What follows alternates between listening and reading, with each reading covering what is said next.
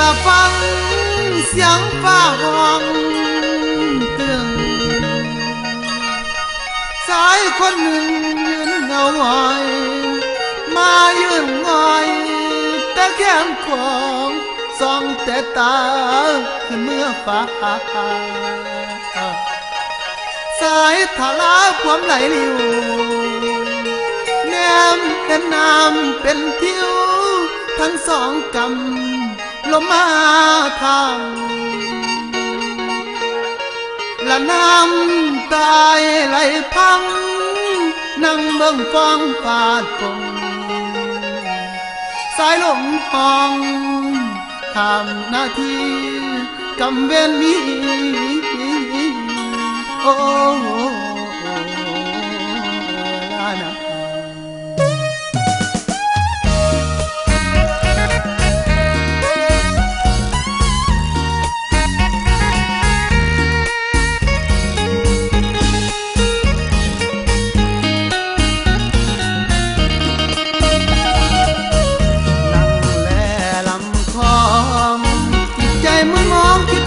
น้องอยู่ทุกนาที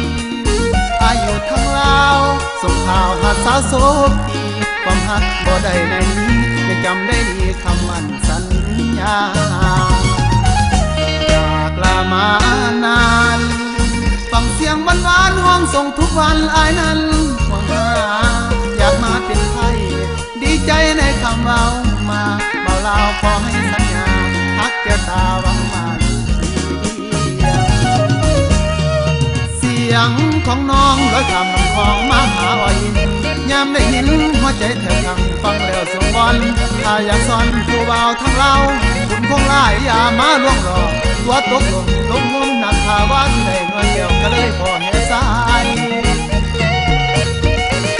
พายเรือลอยลอดตามน้ำคลอ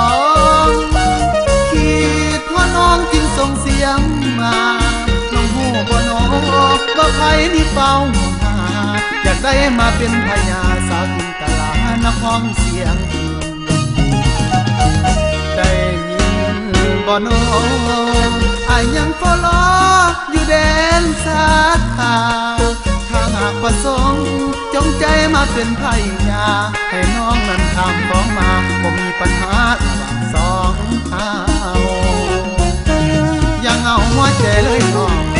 ยังเอาหัวใจเลยน้องถ้าคำน้ำของน้องอย่าไหววัน